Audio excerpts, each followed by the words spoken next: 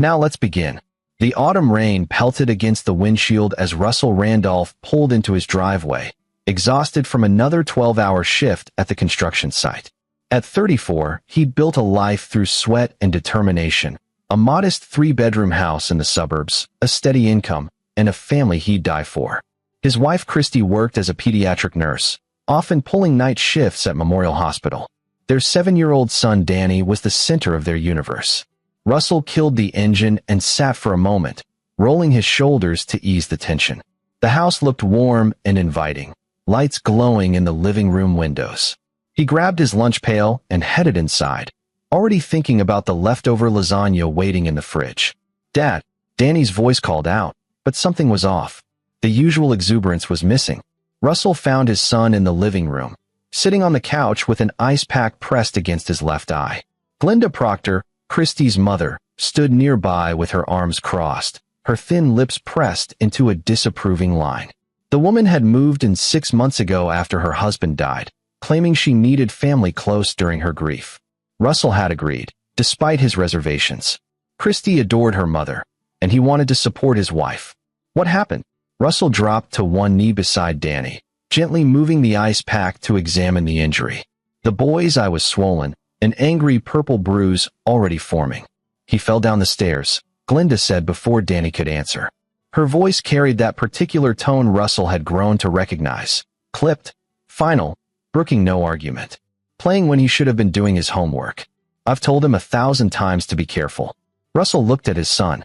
"Danny's good." I met his father's gaze for just a second before darting away. "Is that what happened, buddy?" The boy nodded, but his small hands were trembling. "Yeah. I wasn't looking where I was going." Something cold settled in Russell's gut, but he couldn't put his finger on why. Kids fell all the time. Danny was energetic, always running around. "Still, where's your mom?" "Hospital called her in early," Glenda interjected. "Emergency in the NICU. She'll be back around midnight." Russell carefully examined Danny's face, looking for other injuries. "Does anything else hurt?" "I'm fine, Dad." Danny's voice was small, tired. "Can I go to my room?" "Sure, son. I'll bring you some dinner in a bit." As Danny climbed the stairs, carefully, Russell noted, Glenda moved toward the kitchen. "I made pot roast. It's in the oven." "Thanks." Russell watched her go, that uneasy feeling growing stronger. His mother-in-law had always been cold, but since moving in, she'd become almost militant about household rules, especially with Danny. Christy called it grief, said her mother was struggling with the loss of her father. Russell tried to be understanding, but there was something about the way Glenda looked at Danny sometimes, like the boy was a problem to be solved rather than a child to be loved. He shook off the thought and headed to the kitchen. He was being paranoid. Grief did strange things to people. His own father had become distant and harsh after Russell's mother died when he was 12. Some people just didn't know how to process loss. The week passed in a blur of work and routine. Russell had been promoted to site supervisor 3 months ago, which meant longer hours but better pay. They needed it, especially with Glenda's medical expenses mounting. The woman had diabetes and high blood pressure, medications that cost a fortune even with insurance. Friday evening, Russell came home to find Christy in the kitchen, her dark hair pulled back in a messy ponytail, still in her scrubs. She looked exhausted. Rough shift. He kissed her cheek. 3 admissions, 2 codes. "I'm dead on my feet." She managed a tired smile. "Mom made dinner. She's upstairs with Danny helping him with his math homework." Russell washed his hands at the sink, glancing toward the ceiling. "How's Danny been this week?" "Good, I think." "What?" "Just asking." He didn't want to worry her over nothing. They ate dinner together, Glenda joining them while Danny remained upstairs. The conversation was superficial: weather, work, Glenda's doctor appointment. Russell found himself studying his mother-in-law. She was 62, rail-thin, with gray hair she kept in a severe bun. Her face was all sharp angles, her eyes pale blue and perpetually critical. She'd been a middle school principal before retiring, and she still carried that authoritarian air. "Danny seems quiet lately," Russell ventured. "He's 7, Glenda said dismissively. 7-year-olds are moody. He needs more discipline, more structure. You and Christy are too soft on him." Christy sighed. "Mom, please. Not tonight. I'm just saying. When you were his age, you had chores, responsibilities. This generation of children is coddled." Russell bit his tongue. They'd had this argument before. Glenda thought every childhood should mirror Christie's. Rigid, scheduled, no room for play or imagination. Christie had shared stories about her upbringing that made Russell's skin crawl. The woman's idea of parenting involved punishment and perfectionism, not love and guidance. After dinner, Russell went upstairs to check on Danny. He found his son in bed, already in his pajamas, a book open but unread on his lap. "Hey, buddy, you okay?" Danny nodded, but wouldn't meet his eyes. Russell sat on the edge of the bed. "You'd tell me if something was wrong, right?" For a moment, he thought Danny might say something. The boy's mouth opened, and fear flickered across his young face. Then he seemed to fold in on himself, shoulders hunching. "Everything's fine, Dad." Russell's chest tightened. He knew that look. He'd worn it himself as a kid, trying to protect his father from more pain after his mother's death. But protect him from what? "I love you, Danny. No matter what. You know that, right?" "I know." Danny's voice cracked. "Love you too." That weekend, Russell tried to spend extra time with Danny, but Glenda always seemed to be there, inserting herself between them. Sunday afternoon, he took Danny to the park despite his mother-in-law's protests that the boy had homework to complete. "Tell me about school," Russell said as they sat on a bench, watching other kids play. "It's okay." "Just okay? What about Tommy? You guys still friends?" Danny shrugged. His hands were in his lap, fingers twisting together nervously. Russell noticed a bandage on the boy's right index finger. "What happened there?" "Oh, I closed it in my desk at school. It's fine." Russell examined the finger gently. The bandage was fresh, professionally applied. Too professional for a school nurse's quick patch job. "Grandma took me to urgent care," Danny added quickly. "She said not to bother you and Mom because you're both so busy." Red flags were going up in Russell's mind like fireworks. When did this happen? Thursday. After school. Thursday. The day both he and Christy had worked late. Glenda had picked Danny up from school, like she did most days. "Did it hurt bad?" Danny's eyes filled with tears, but he blinked them back. "It was an accident." That word again. Accident. Just like the black eye had been from falling. But kids didn't cry over old injuries unless something else was going on. Russell pulled his son close, and Danny didn't resist, curling into his father's chest like he used to when he was younger. They sat like that for a long time, Russell's mind racing. He wanted to ask more questions, to dig deeper, but he could feel Danny shutting down. Pushing would only make it worse. Monday morning brought new dread. Russell was inspecting a foundation pour when his phone rang. Christy's number. "Russell." Her voice was shaking. "I need you to come home." His heart stopped. "What's wrong?" "It's Danny. The school nurse called me. He has burns on his arm. She's asking questions, Russell. She's talking about calling CPS." Russell was in his truck before Christy finished the sentence, leaving his crew with barely an explanation. He made the 15-minute drive in 8, taking corners too fast, his mind spinning with horrible possibilities. He found Christy in the principal's office at Oakwood Elementary, Danny sitting beside her with his left arm bandaged from wrist to elbow. Glenda stood in the corner, her face impassive. The school nurse, a woman named Tara Monroe, looked grim. "Mr. Randolph, your son has second-degree burns on his forearm. He says he touched the stove, but the pattern doesn't match that explanation. These look like immersion burns." Russell felt the blood drain from his face. Immersion? Like his arm was held under hot water or against a hot surface for an extended period. He looked at Danny, who was staring at the floor, tears streaming silently down his cheeks. Then at Glenda, who met his gaze without flinching. "It was the stove," Glenda said firmly. "I was cooking dinner last night, turned my back for 1 second, and he reached for a pot. Children don't understand consequences until they learn the hard way." "Mrs. Proctor," Nurse Monroe said carefully, "this is the 3rd injury in 3 weeks. The urgent care visit for his finger, the black eye, and now this. I'm obligated by law to report patterns of potential abuse." "How dare you?" Glenda's voice turned to ice. "I've dedicated my life to children. I was a principal for 30 years. I would never." "Mom, please." Christy cut her off, her voice breaking. She turned to Russell, and he saw his own fear reflected in her eyes. "Russell, tell them. Tell them we would never hurt Danny." But Russell wasn't looking at Glenda anymore. He was looking at his son, really looking. The boy was terrified, but not of the nurse or the principal. He was terrified of what would happen when they got home. Something inside Russell snapped. A clarity he hadn't felt in weeks washed over him. He knelt in front of Danny, ignoring everyone else in the room. "Danny, look at me." His son's eyes, so much like his own, finally met his gaze. "I need you to tell me the truth. I promise, no matter what you say, I won't be mad. You won't be in trouble. But I need to know, did someone hurt you on purpose?" Danny's lower lip trembled. He glanced at Glinda, and Russell saw it, pure terror. "I need to speak with my son alone," Russell said, standing.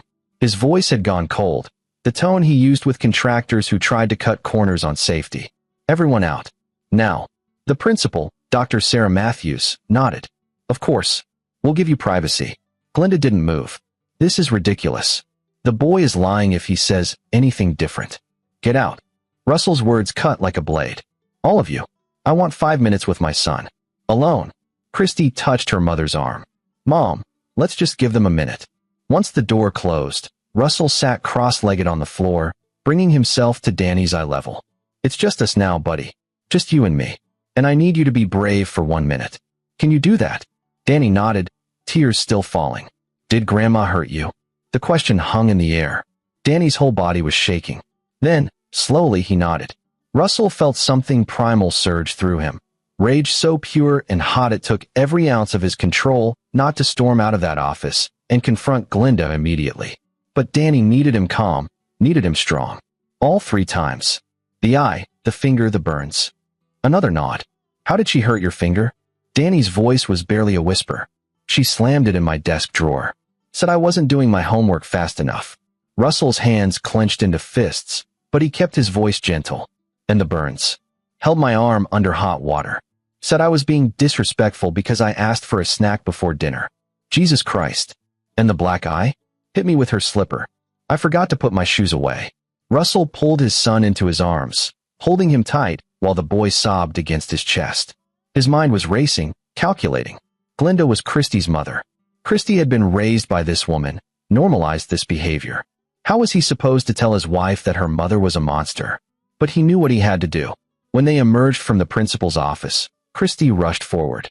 "Russell, what did he say?" Glinda stood behind her, arms crossed, expression unreadable. Russell looked past his wife to the woman who'd been living in his home, who he'd welcomed into his family, who'd been systematically torturing his child. "Danny and I are going home. Christy, you can come with us or meet us there after work.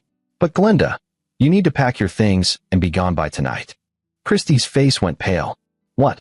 Russell, what are you talking about? Your mother has been abusing Danny. He just told me everything." The words hit like a bomb. Christy stumbled backward, shaking her head. No, that's not. Mom would never." "I didn't touch that child," Glinda said, her voice sharp and controlled. "He's lying. Children lie, Christy. You know that. They make up stories to get attention." But Russell saw something in Glinda's eyes, a flash of calculation. She wasn't denying it out of innocence. She was strategizing, already planning her defense. "We're going to the police," Russell said. "Right now." "Russell, wait." Christy grabbed his arm. Her whole world was collapsing. He could see it in her face. "Please, can we just talk about this at home? There has to be an explanation." "The explanation is that your mother is a child abuser," Russell said, hating himself for the pain in his wife's eyes, but knowing he couldn't back down. "Not for anything. And I'm not leaving Danny alone with her for another second." Dr. Matthews stepped forward. "Mr. Randolph, I've already called Child Protective Services. They're sending someone over. And given what I've heard, I think the police should be involved." Glinda's mask finally cracked, just for a second. Russell saw something dark and ugly cross her face before she smoothed it away. "This is absurd. I'm a respected educator. I've never had so much as a reprimand in my entire career. You're all going to believe a 7-year-old's fantasy over my word." "Yeah," Russell said quietly. "I am." The next few hours were a blur. Police came, took statements. A CPS worker named Ellen Ott interviewed Danny separately, documenting his injuries with photographs. Christy sat in stunned silence, caught between her husband and her mother. Glinda maintained her innocence with icy composure, citing her credentials, her reputation, her decades of service to children. But the evidence was mounting. The urgent care visit had documented a fracture in Danny's finger, not consistent with catching it in a desk. The pattern of the burns suggested intentional harm. And Danny's testimony was detailed, consistent, Heartbreaking. Russell listened to his son describe weeks of calculated cruelty, being locked in his room without dinner for minor infractions, having his favorite toys destroyed as punishment, being told he was stupid and worthless and a burden. Every word felt like a knife twisting in Russell's gut. How had he missed this? How had he let this happen under his own roof? By evening, Glenda was taken in for questioning.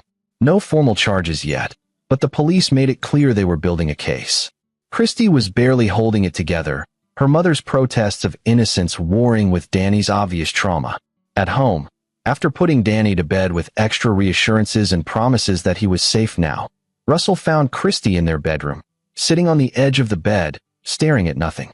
"I don't know what to believe," she whispered. Russell sat beside her, taking her hand. "I know this is hard, but Danny doesn't lie. You know that. My mother raised me. She was strict, but she wouldn't." Christy's voice broke. "Why would she do this?" "I don't know." But Russell intended to find out. Because something about this whole situation felt off. The calculated nature of the abuse, the careful timing, always when he and Christy were both gone.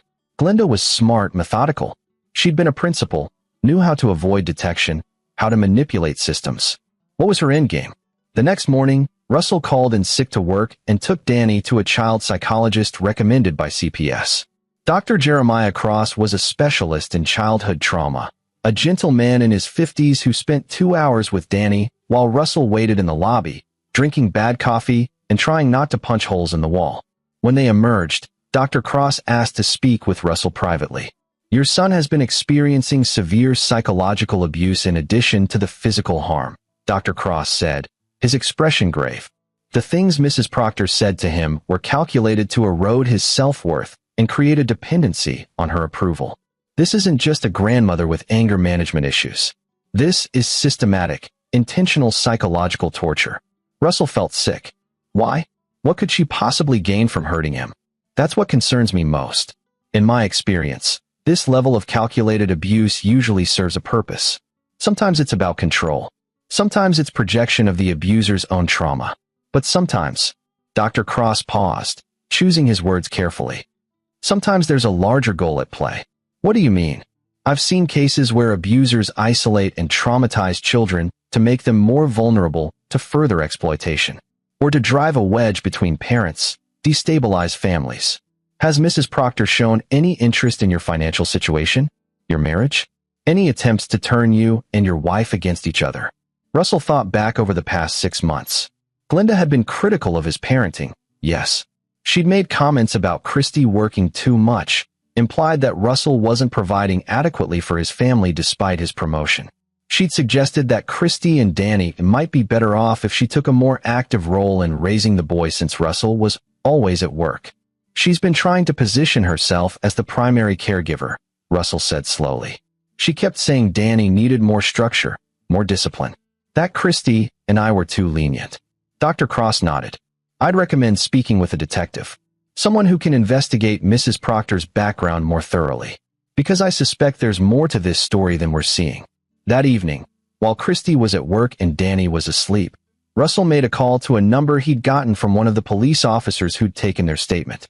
Aaron Sims was an ex-detective who'd left the force 5 years ago to start his own private investigation firm. He specialized in domestic cases, missing persons, infidelity, custody disputes. They met at a diner on the edge of town. Sims was in his early 40s, with tired eyes and the kind of face that had seen too much. He listened to Russell's story without interruption, taking occasional notes on a worn leather notepad. "You want me to investigate your mother-in-law?" Sims said when Russell finished. "I want to know who she really is, what her history is, because none of this makes sense." Sims leaned back in the booth, studying Russell. "Mr. Randolph, I have to be straight with you. What I might find could destroy your marriage. If your wife is still defending her mother, evidence of worse things isn't going to bring her around. It might just make her dig in deeper." "Danny is my priority," Russell said firmly. "If there's more I need to know to protect him, I want to know it. Whatever the cost." Sims was quiet for a moment, then nodded. "Okay, I'll need access to any documents you have. Her full name, birth date, social security number if you've got it. Previous addresses. I'll run a background check, dig into her past. See if there are any skeletons in the closet." Russell slid an envelope across the table.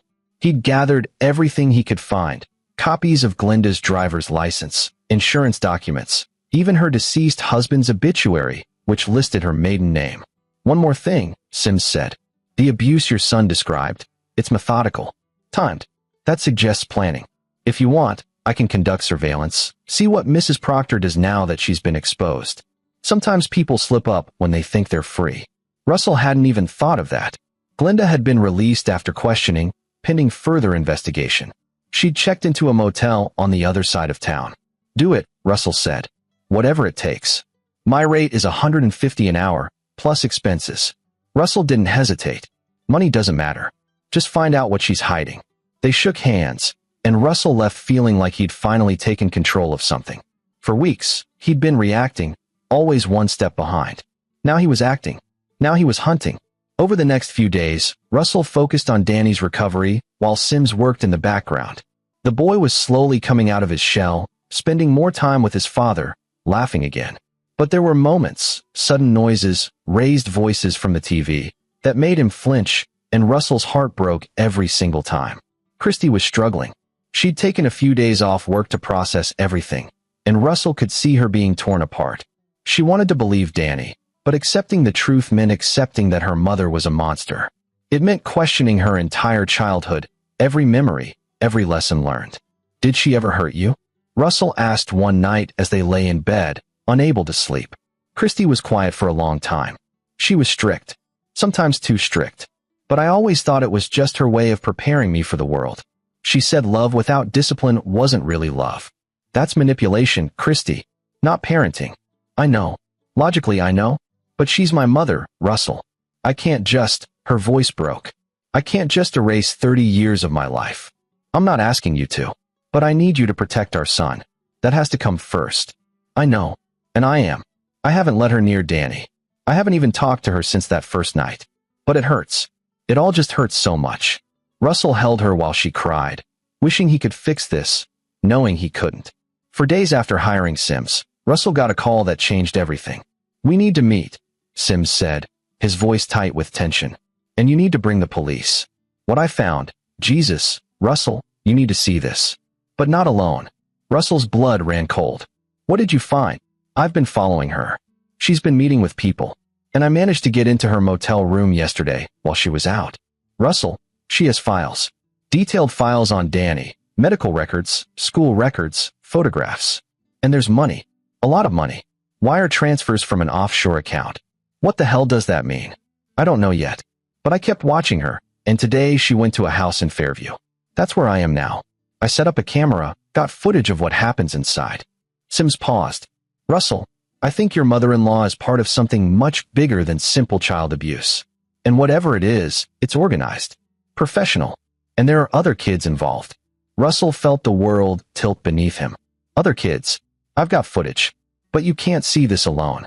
Call Detective Kerry Hill. He's with the County Task Force on Organized Crime. Tell him everything. And meet me at the station in 2 hours. Because what I'm about to show them is going to blow this whole thing wide open." Russell's hands were shaking as he ended the call. Other kids. Files. Money. What the hell had Glenda been doing? And more importantly, what had she been planning for Danny? He thought about Dr. Cross's words. Sometimes there's a larger goal at play. Whatever Glenda Proctor was involved in, Russell was going to burn it to the ground. And he was going to make damn sure she paid for every second of pain she'd caused his son. But first, he needed to see what was on that footage. 2 hours later, Russell sat in an interrogation room at the county police station with Detective Kerry Hill, a sharp-eyed woman in her 40s who specialized in organized crime, and 2 federal agents whose names Russell didn't catch. Aaron Sims set up his laptop, and the screen filled with a house. Modest, suburban, utterly unremarkable. "This is 4782, Clearwater Drive in Fairview," Sims explained. "I followed Glenda Proctor here this afternoon. She went inside for approximately 90 minutes. While she was there, I observed 4 other adults entering and exiting. I managed to get this camera positioned to see through the front window." He clicked play. The footage showed a living room that had been converted into something else. A classroom, maybe, or a meeting space. There were chairs arranged in a circle, and in those chairs sat 5 women and 2 men, all middle-aged or older. Glenda Proctor sat among them. But what made Russell's stomach turn were the photographs spread across a coffee table in the center. Photographs of children. Dozens of them. Danny's face was among them. What the fuck am I looking at? Russell's voice was barely above a whisper. Detective Hill leaned forward. Mr. Sims, can you zoom in on those photos? Sims did. The images became clearer. Children of various ages, all with detailed notes attached. Names, addresses, school schedules, parents' work schedules, medical information. It's a trafficking ring, one of the federal agents said quietly. Or preparation for one. They're gathering intelligence, identifying targets. Russell felt like he was going to be sick. They were going to take Danny.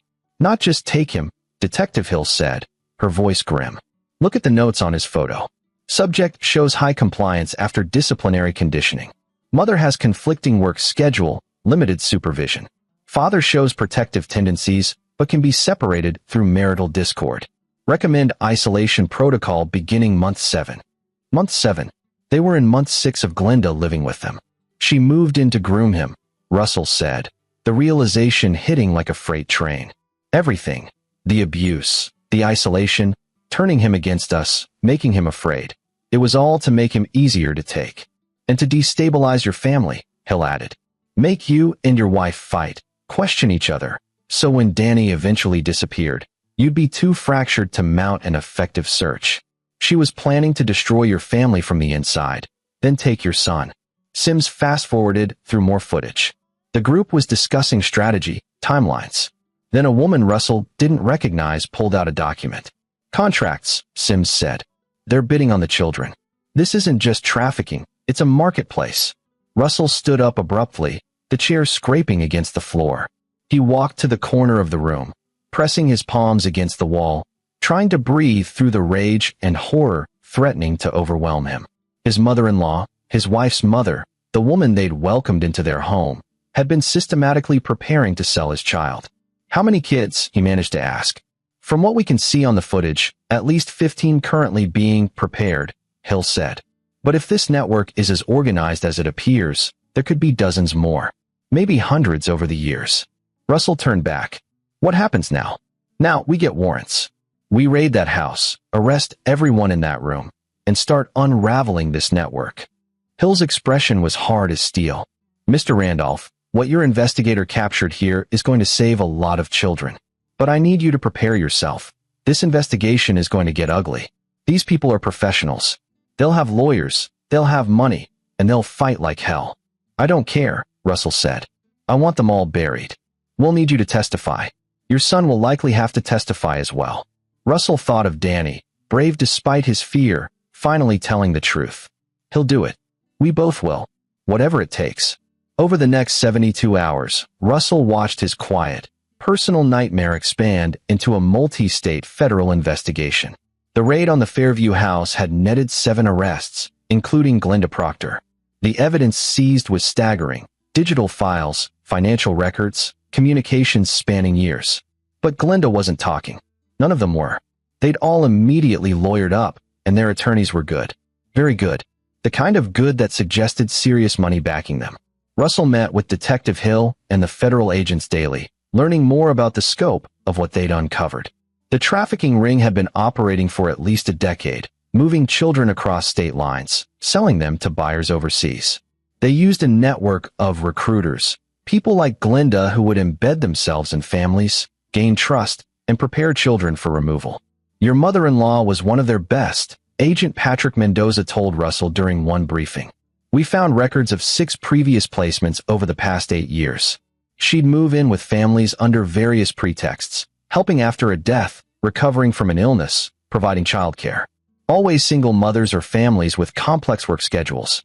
She'd spend 6 to 8 months conditioning the child, then they'd vanish. What happened to those kids? Russell asked, though he wasn't sure he wanted to know the answer. Mendoza's expression was answer enough. We're working with Interpol to track down the buyers. Some of the children might still be alive. We might be able to bring them home. Might.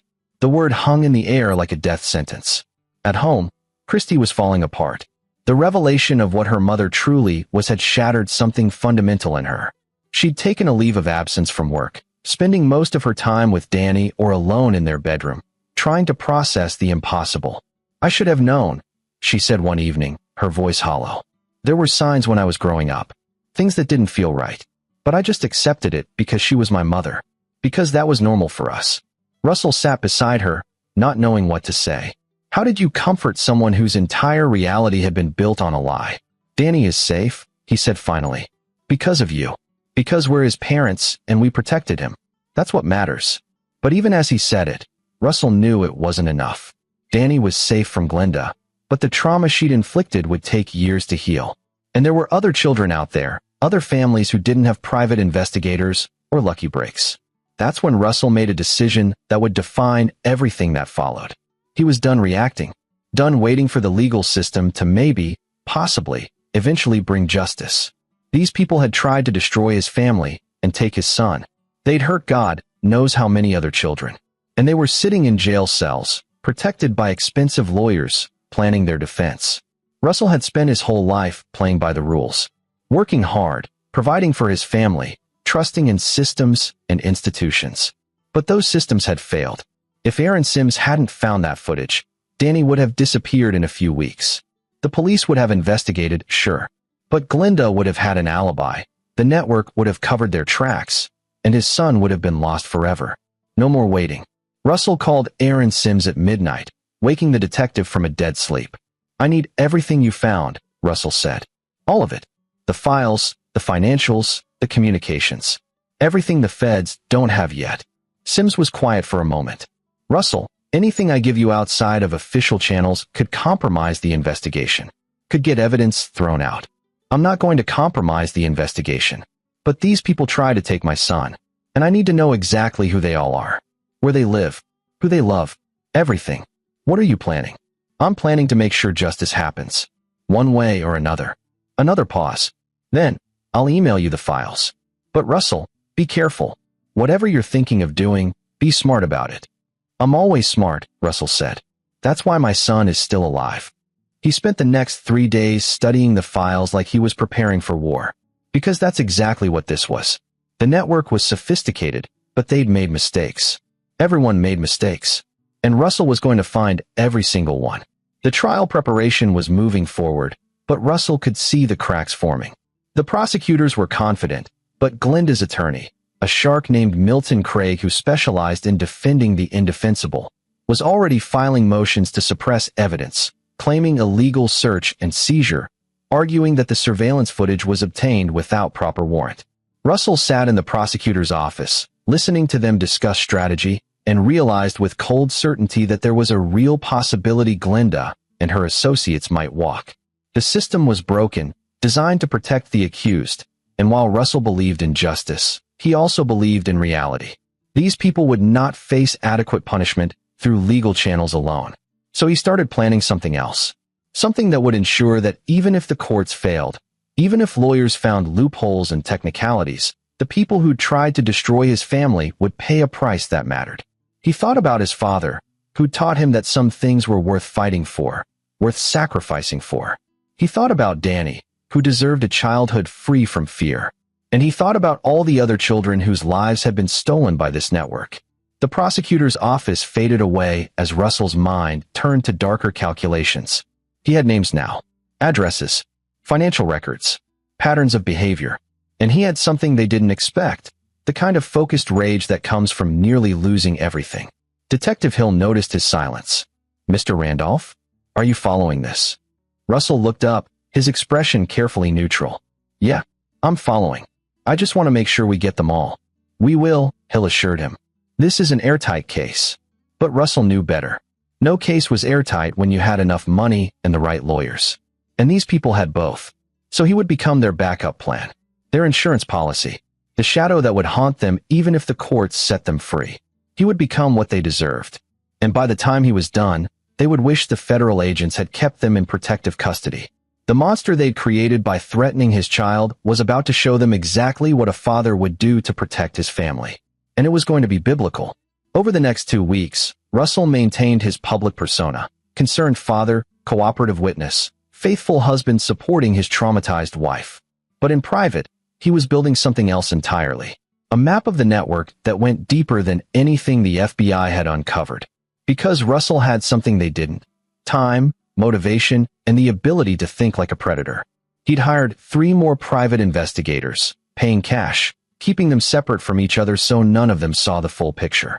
Each was given specific targets from the trafficking network, tasked with surveillance and information gathering. Where did they go? Who did they meet? What were their routines, their weaknesses, their secrets? Aaron Sims noticed, of course. They met in Russell's truck in an empty parking lot, rain drumming on the roof. "You're not just gathering evidence," Sims said. It wasn't a question. Russell didn't answer directly. "How many kids did you say they'd taken over the years?" "At least 40 that we can confirm." "And how many were recovered?" Sims looked away. 3. All from recent transactions that hadn't been completed yet. 37 children, Russell said quietly. Gone. Sold. God knows what happened to them. And Glenda Proctor's lawyer is arguing that the footage was obtained illegally because you didn't have a warrant for that specific property. The law failed those 37 kids. It almost failed Danny. So yeah, I'm gathering information. And I'm going to use it. Russell, if you do something that compromises this case. I won't. I'm smarter than that. Russell turned to look at Sims directly. But I need to know. If the courts fail, if they find a technicality and these people walk, are you with me or against me? Sims was quiet for a long time, wrestling with something internal. Finally, I've been a cop for 20 years. I've seen the system work and I've seen it fail. I've watched guilty people walk on technicalities while victims got nothing but trauma and therapy bills. He rubbed his face, looking older than his years. I'm not saying I'll help you do anything illegal, but I'm also not saying I'll stop you. Sometimes people deserve what's coming to them, even if it comes from outside the courthouse. It wasn't a yes, but it wasn't a no, and that was enough. The break in the case came from an unexpected direction. One of the people arrested in the Fairview raid, a woman named Viola Watts, had a son, and that son, according to Russell's investigators, had no idea what his mother was involved in. His name was Juan Conrad, a 30-year-old accountant living in Seattle. Clean record, normal life. Hadn't spoken to his mother in 5 years after a falling out over her work.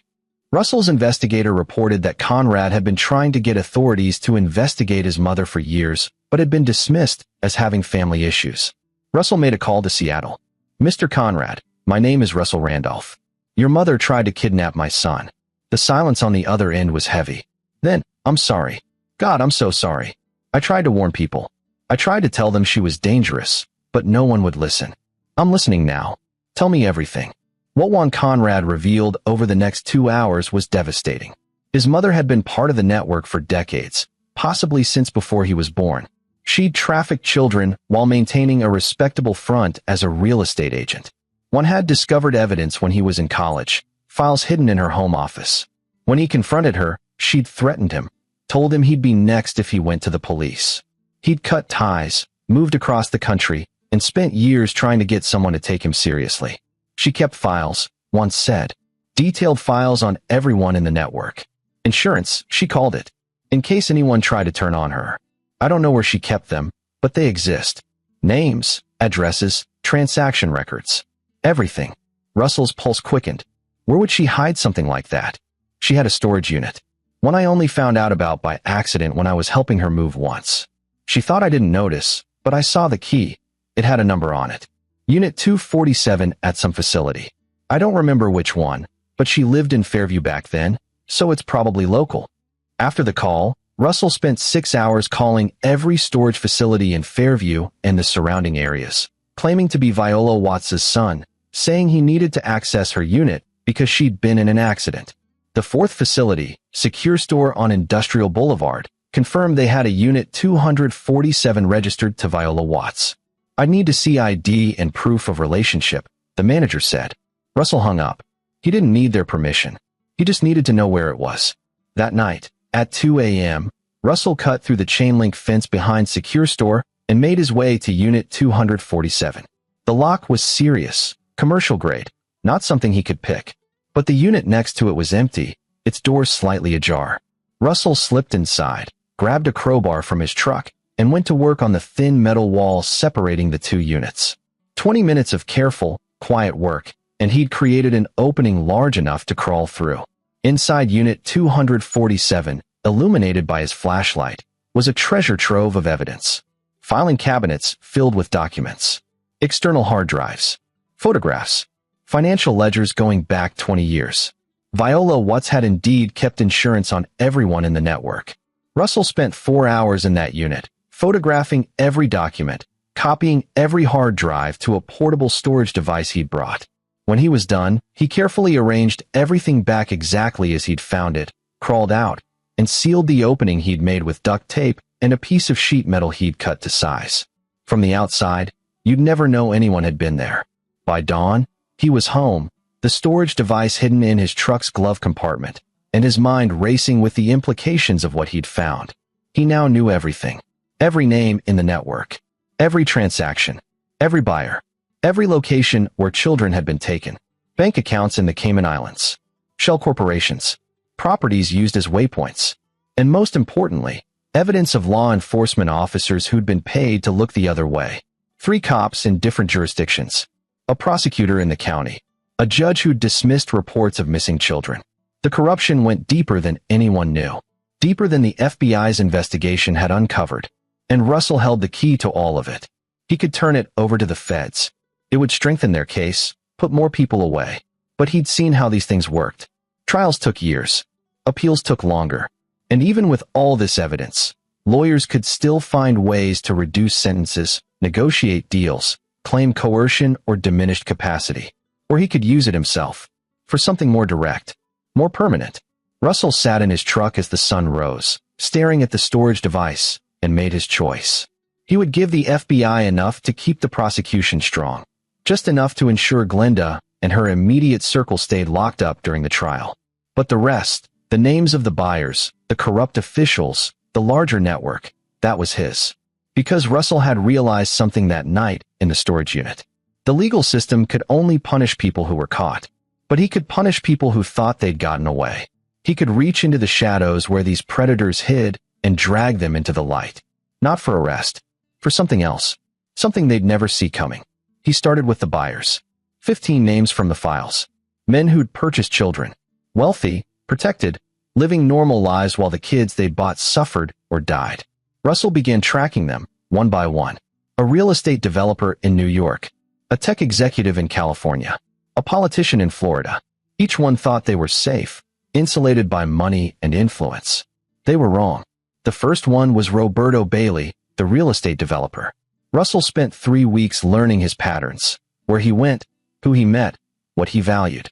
Bailey was married, had 2 children of his own, projected the image of a family man. But Russell's evidence showed he'd bought 4 children over the past 6 years. Russell didn't want to kill him. Death was too easy, too quick. He wanted Bailey to suffer the way those children had suffered. He wanted to destroy everything Bailey valued. So Russell created a website. Simple, clean, professional looking. He filled it with every piece of evidence he had on Bailey, financial transactions, photographs, communications. He documented every child Bailey had purchased, complete with before and after photos were available. He laid out the entire sordid history in excruciating detail. Then he sent the link to Bailey's wife, his children, his business partners, his investors, his competitors, and every major news outlet in New York. The website went viral in 6 hours. Bailey's wife filed for divorce within 24 hours. His children issued public statements disowning him. His business partners dissolved their partnerships. Federal agents raided his home and offices. His assets were frozen. And by the end of the week, Bailey was arrested on multiple charges of human trafficking and conspiracy. But more importantly, Bailey was destroyed. His reputation, his family, his fortune, all gone. He'd spend the rest of his life fighting legal battles he couldn't win, abandoned by everyone he'd ever known, facing decades in prison. Russell watched it all unfold from his quiet house in the suburbs, and felt nothing but cold satisfaction. 1 down, 14 to go. He varied his approach with each target. For the tech executive, Russell leaked evidence to his company's board and shareholders, triggering an internal investigation that revealed a network of illegal activity far beyond the trafficking. The executive was fired, sued into oblivion, and became a pariah in his industry. For the politician, Russell anonymously fed information to the opposition party and investigative journalists. The resulting scandal ended his career and sent him to prison. Each one was carefully planned, meticulously executed. Russell never left evidence of his involvement. He was a ghost, a force of nature, invisible and relentless. But his masterpiece, he saved for Glenda Proctor. The trial was set to begin in 6 weeks. Milton Craig, her attorney, was confident. He'd gotten 2 pieces of evidence suppressed, had character witnesses lined up, and was preparing to argue that Glenda had been coerced into participating by other members of the network. Russell knew the prosecution was still strong, but he also knew Craig was good enough to create reasonable doubt in at least one juror's mind. And that's all it would take. One holdout, and Glenda might walk. So Russell decided to ensure that didn't happen, but not through illegal means that could compromise the trial. Through perfectly legal psychological warfare. He started by purchasing the motel where Glenda was staying under house arrest. The owner was happy to sell to a shell corporation Russell had created. Then Russell became Glenda's landlord. Nothing he did was illegal, but every day became a small torture. The room's heat would mysteriously malfunction, leaving her too cold or too hot. The water pressure would fail at random times. Room service would be delayed or deliver the wrong food. Noise from construction would start at 6 a.m. every morning. Glenda complained, of course. But Russell, operating through the property management company, was always apologetic, always promised to fix things, never quite did. But that was just the beginning. Russell had also been studying Glenda's communications with her attorney, intercepted through means he'd rather not examine too closely. He learned about her defense strategy, her fears, her pressure points, and he began to exploit them. Anonymous letters started arriving at her motel room. Not threats, nothing that would get law enforcement involved. Just information. Newspaper clippings about parents who'd murdered people who hurt their children. Stories about what happened to child abusers in prison. Statistics on conviction rates for trafficking cases. Each letter was carefully crafted to increase her anxiety, to make her paranoid, to break her psychologically before the trial even started. He also targeted her co-defendants, using the same tactics. Creating paranoia within the network, making them doubt each other, wonder who might be preparing to turn state's evidence for a reduced sentence. And it worked. Within 3 weeks, 2 of the defendants had accepted plea deals, agreeing to testify against the others in exchange for lighter sentences. The network was eating itself alive, and Glenda was at the center of the implosion.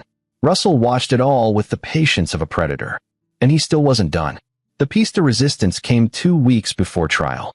Russell had been saving it, waiting for the perfect moment. He'd discovered, buried in Viola Watts's files, that Glenda had a sister. Flora Fuller, living in Oregon, completely unaware of what her sister had become. The two hadn't spoken in 30 years after a family dispute. Russell called Flora, introduced himself, explained what Glenda had done, what she'd tried to do to Danny. And then he shared something that made Flora go silent on the phone. According to these files, Glenda tried to recruit your daughter 25 years ago. She backed off when your daughter got married and moved away. But she'd been watching your family, collecting information, planning. Flora's voice was shaking when she spoke. My daughter has 2 children, 8 and 10 years old. I know, Russell said quietly. And Glenda had files on them too. Recent photographs. School information. She was planning her next recruitment after Danny. The horror in Flora's silence was palpable. I wanted you to know, Russell continued. Because you deserve to protect your family. And because Glenda's lawyer is going to paint her as a victim, someone coerced by others. But these files prove she was the recruiter, the planner, the architect of her own section of this network. And your testimony could help make sure the jury sees that. Flora testified at trial. Her victim impact statement, describing the horror of learning her sister had been stalking her grandchildren, was devastating. It personalized Glenda's crimes in a way statistics and legal arguments couldn't. The trial lasted 3 weeks. Russell attended every day, sitting in the gallery with Christy and Danny. His son had to testify, and Russell watched with pride as Danny, small and scared but determined, told the truth about what Glenda had done to him. Glenda's attorney tried to discredit him, to suggest a 7-year-old could be confused or influenced. But Danny was clear, consistent, and heartbreaking. The jury couldn't look away. The evidence was overwhelming. The testimony from the co-defendants who'd taken plea deals was damning. And the files Russell had anonymously submitted, cleaned of anything that could reveal his breaking and entering, painted a picture of a sophisticated, long-running criminal enterprise. The jury deliberated for 8 hours. When they returned, Glenda Proctor was found guilty on all counts: conspiracy to commit human trafficking, child abuse, kidnapping conspiracy, and a dozen other charges. The sentencing hearing was scheduled for 2 weeks later. Russell spent that time handling the last of the network members he'd identified. Some went to prison through legal channels. Others faced different kinds of justice: financial ruin, public exposure, family abandonment. By the time Glenda stood before the judge to hear her sentence, Russell had dismantled the entire network. Dozens of arrests across multiple states, millions of dollars in assets seized, and 3 children recovered from a buyer in Europe, reunited with their families. The judge sentenced Glenda to 45 years in federal prison with no possibility of parole. At 62, she would die behind bars. Russell felt nothing. No satisfaction, no relief. Just the cold certainty that justice had been served. After the sentencing, Detective Carrie Hill approached him outside the courthouse. "Funny thing," she said casually. "After Glenda's arrest, the whole network just collapsed. People turning on each other, evidence appearing from nowhere, buyers suddenly getting exposed by anonymous sources. Almost like someone was running a parallel investigation." Russell met her eyes. Justice is justice. Doesn't matter where it comes from. Hill studied him for a long moment. "You know, there were some irregularities in how certain evidence came to light. But since it all checks out, and since it helped us save lives, I'm not inclined to look too closely." She paused. "But if I were running a parallel investigation, hypothetically, I'd make sure to cover my tracks completely. Because next time, the judge might not be so forgiving of questionable sources." "Good advice," Russell said. "I'll keep that in mind." Hill nodded and walked away, and Russell knew she knew. But she was letting it go. Because sometimes the system needed help. And sometimes the help came from unexpected places. Christy was waiting by the car with Danny. She'd been in therapy, working through the trauma of realizing her mother was a monster. It was slow, painful work, but she was healing. They both were. "Is it over?" she asked. Russell pulled her and Danny into his arms. "It's over. She's never getting out." Danny looked up at him. "Are we safe now, Dad?" Russell knelt down, looking his son in the eyes. "Yes, buddy. We're safe. And I promise you, no one is ever going to hurt you again." They drove home together, a family that had been tested and nearly broken but had survived. The road ahead would still be difficult: therapy for Danny, healing for Christy, vigilance for Russell. But they would face it together. That night, after Danny was asleep and Christy had gone to bed, Russell sat in his home office and deleted the encrypted files he'd been keeping. The evidence was in the right hands now. The network was destroyed. His family was safe. He thought about the children they'd saved. 3 recovered, dozens of predators arrested, the network in ruins. It would take years for them to rebuild, if they ever could. And law enforcement was watching now, aware of the patterns, the tactics. Russell had started this journey as a father trying to protect his son. He'd ended it as something else, a force that had torn through the darkness and left devastation in its wake. He'd broken laws, crossed lines, done things he'd never imagined himself capable of. And he'd do it all again without hesitation. Because that's what fathers did. They protected. They fought.